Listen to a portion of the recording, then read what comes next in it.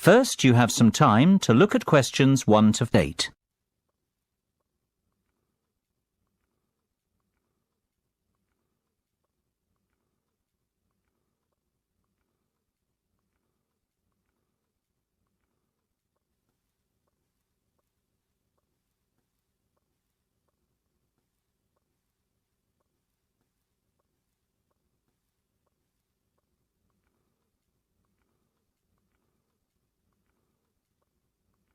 You should answer the questions as you listen, because you will not hear the recording a second time.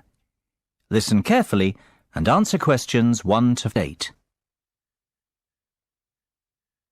Good afternoon, Denham Shipping. How can I be of service? Well, I wish to inquire about sending a container of personal items from the UK to Ireland. No problem. Would you like me to give you an estimate of the cost? Yes, please. Well, first of all, may I take your details? Of course. My name's Tim Lafferty.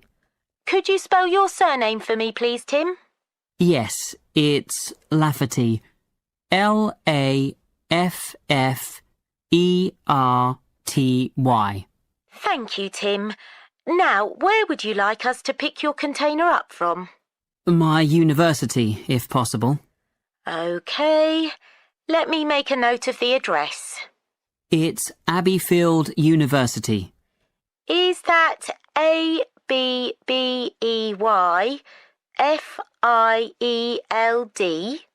That's right. Park Street, Brighton. Perfect. And may I take down your postcode too? It's BR8 9P3. Great. Thank you, Tim. Have you the container's measurements? I do. It's approximately 2.5 metres long by 1.25 metres wide. I see. Quite a big one then. Indeed. And the height? I make it 1.20 centimetres deep. So that's 2.5 by 1.25 by 1.2. Right. And what will actually be in the box, Tim? Oh, mostly old uni books. OK. And some music albums. Anything else? Yes, a little bit of stationery. I see. And could you put an estimate on the value of the items? The books are quite valuable. They're worth around £1,800. The music albums, maybe half that, say £900. And you can put the stationery down as £300. Before listening to the rest of the conversation, you have some time to look at questions 9 and 10.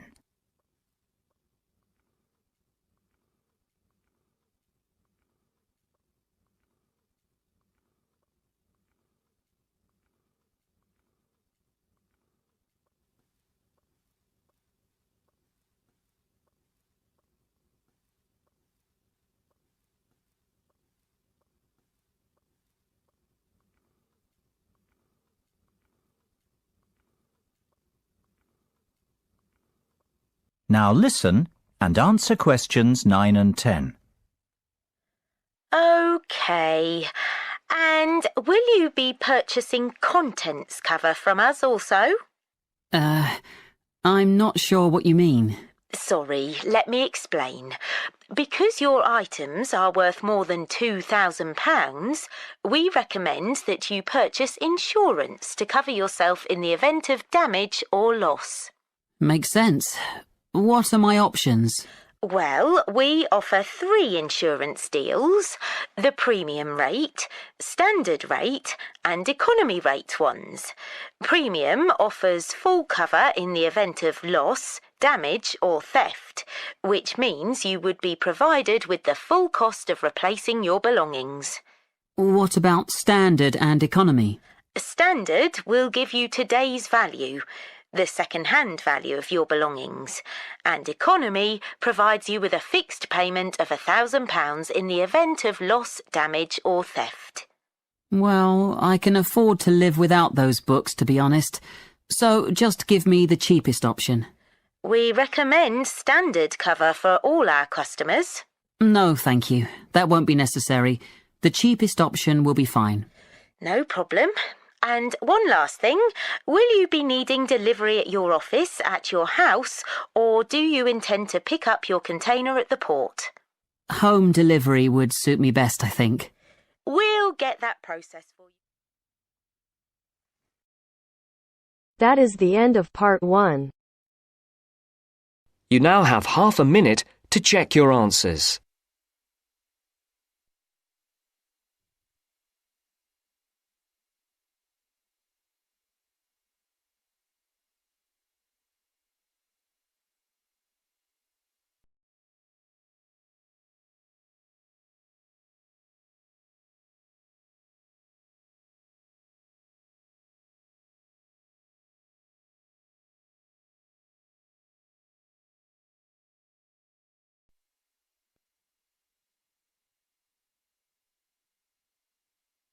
Now turns to part 2. Part 2. You will hear someone talking about travelling around New Zealand. First, you have some time to look at questions 11 to 15.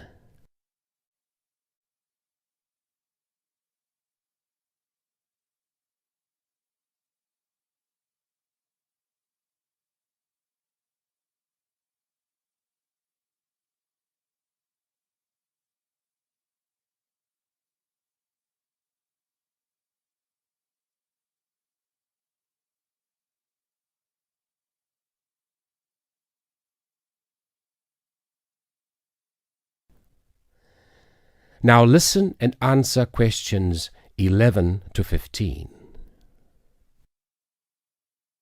When thinking about beautiful countryside or stunning views, it has long been accepted that Australia and New Zealand have few equals. What is perhaps slightly less well known is what these countries can offer to the avid train enthusiast. Both countries have railways which pass through breathtaking scenery in the utmost of comfort. In New Zealand, you can travel from the country's biggest city, Auckland, to where a third of the population lives, its capital, Wellington, on the longest passenger rail service in the country, the Overlander. Crossing 681 kilometres, the train winds through the lush farmland of the Waikato and up the Raurumu spiral onto an amazing volcanic plateau surrounded by native bush. On a clear day, you will be able to see 3 of New Zealand's most famous volcanoes, Mount Ruapehu, Mount Narahoe and Mount Tongariro. The whole journey can be completed in 11 hours, but for those keen to see a little more of the country, the trip can be extended over 3 or 4 days. This gives travellers the opportunity of seeing the famous Waitomo caves, relaxing in the mud pools of Rotorua, or skydiving over Lake Taupo. Moving on to the South Island, you can take the Transalpine through the Southern Alps, travelling from the South Pacific Ocean to the Tasman Sea. Climbing from Christchurch right into the Alps, this 223-kilometre trip is particularly impressive as the train passes through 16 tunnels before descending to Greymouth at the end of the line. Taking only 5 hours, this is a relatively short trip, but it is worth noting that this journey has been listed as the 6th most scenic rail route in the world. For those that are not so keen on mountains, the South Island has a second option, the Transcoastal. With the sea on one side and the mountains on the other, it again shows some of the best scenery New Zealand has to offer. Also taking 5 hours, one of the highlights of this journey is the opportunities for whale watching. The fortunate few that see whales are well rewarded, but there are more common sights which are just as enjoyable, such as penguins and seals.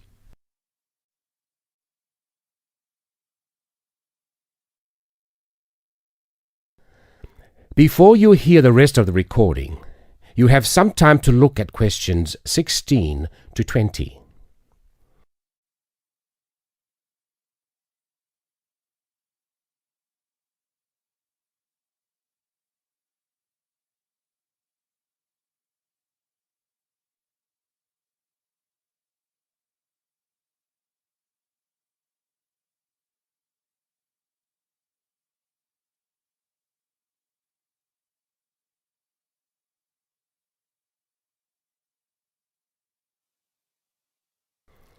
Now listen and answer questions 16 to 20.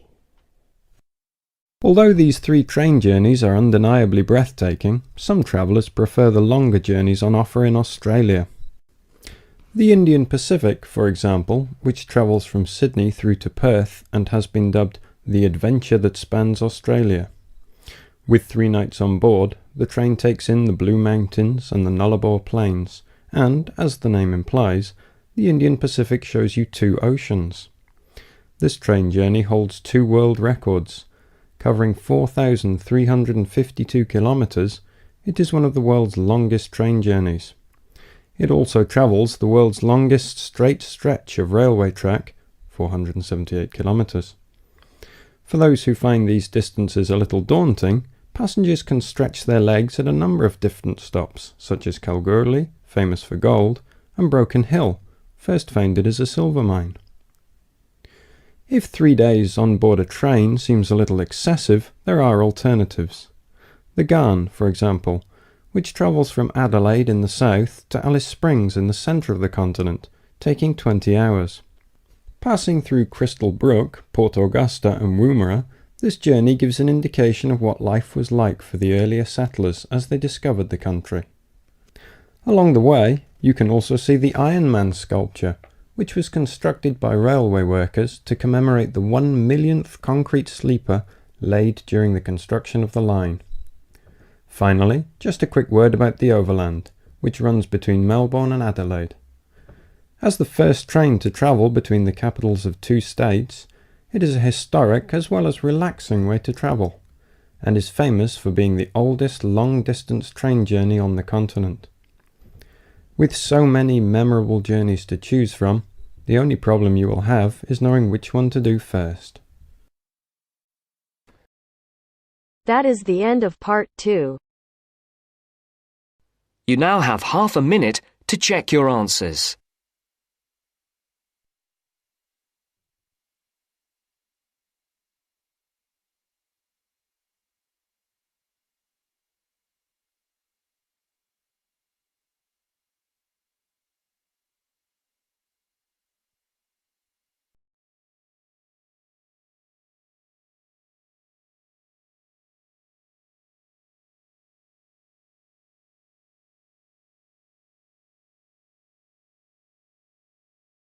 Now turns to part 3. Part 3. You'll hear a conversation between Astrid and Henry about the lecture they've just heard. First, you have some time to look at questions 21 to 24.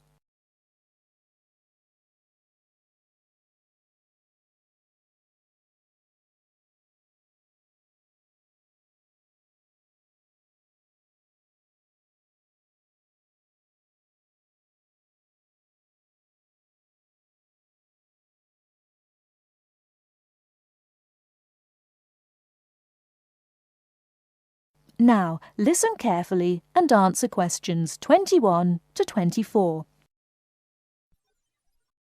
Henry, don't you think Dr. Adams' lecture was really very good?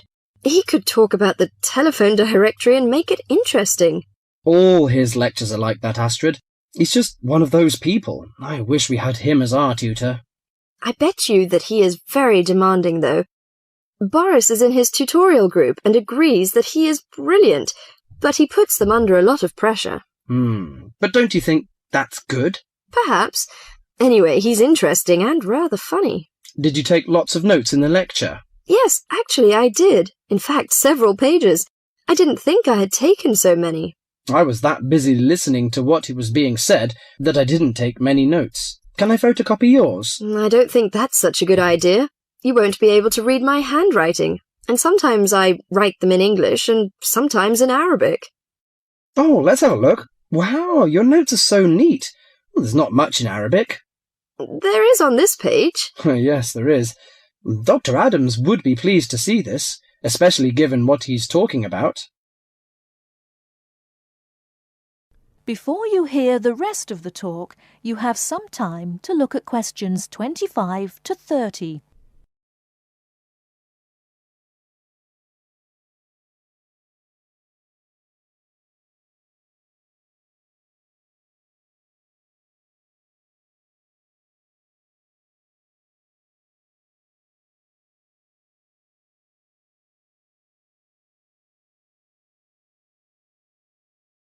Now listen and answer questions 25 to 30. Don't you keep careful notes? Sometimes. It depends on the lecture. I don't think I'll forget Adams's lecture today, but some of the details will fade. I type up everything afterwards, so you can have a copy then, and you can fill in anything I've missed. I'm not so good on the broader concepts. I'm better when it comes to detail. Just what Adams was talking about. Well, I am definitely a detail person. I need to have everything written down before I can get the concepts clear in my head. And I am the complete opposite. I find all the detail clutters up my mind, and I get very frustrated, which was just what he was on about. He mentioned a book he had written. He mentioned several. The one on space and the individual. Yes, called My Space. It's on the book list. So it is. I think I'll get that out of the library, or get my own copy.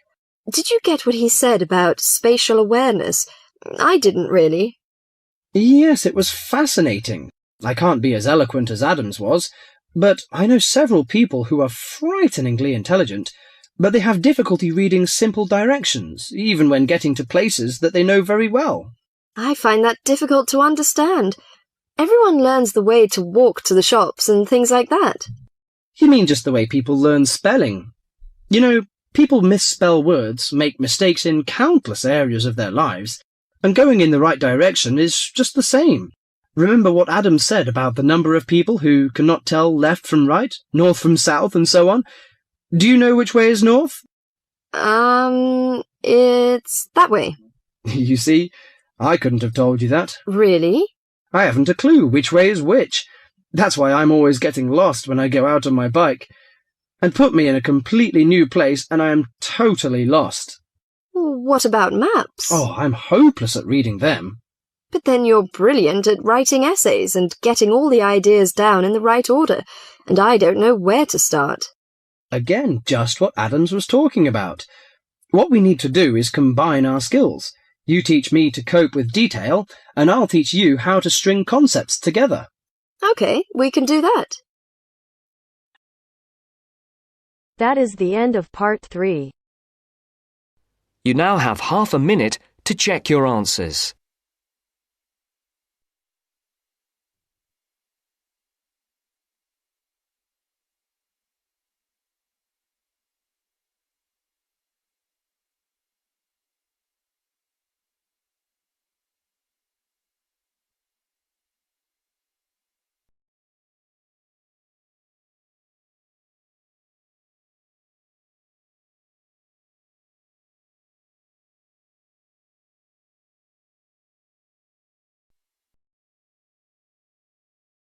Now turns to part 4.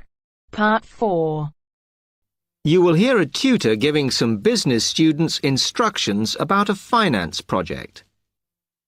You now have 30 seconds to read questions 31 to 36.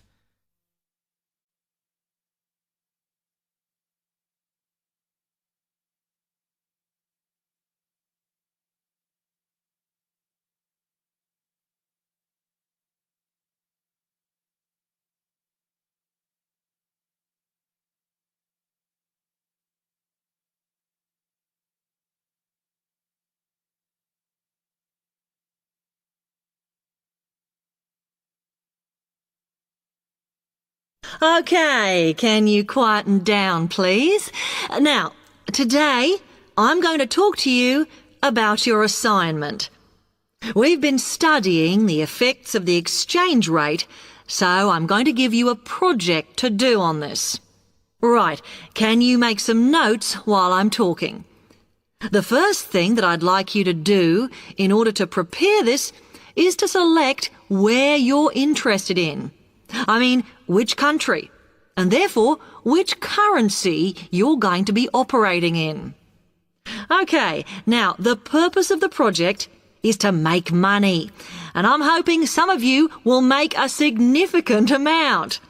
So, I want you to suppose that you have £100 that you will have to invest purely in the rises and falls of the exchange system.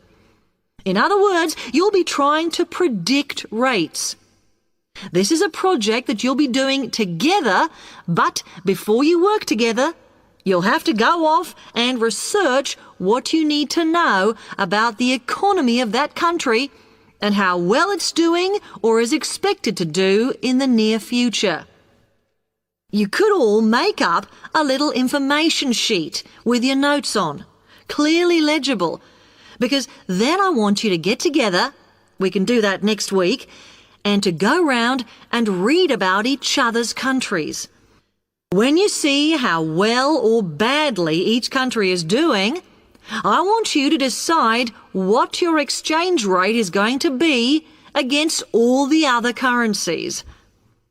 After that is all sorted, what you're going to do is go round the other students and attempt to sell your money to the others. Remember, this will depend on the success of your country's economy and the rate you fixed for your currency. Now, you're not allowed to just swap currencies with each other, but you may wish to buy from the other countries.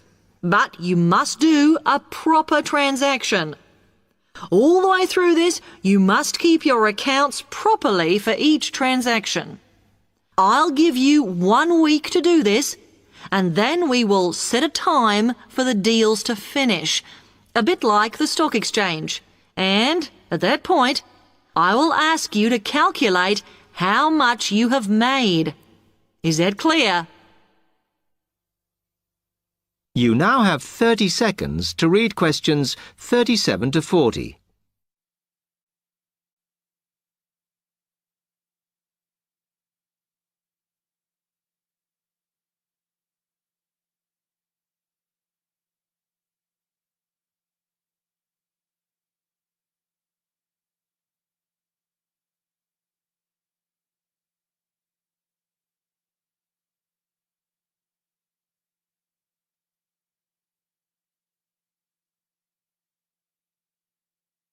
Okay, now before you begin that, there are a few things I want you to read up on to prepare.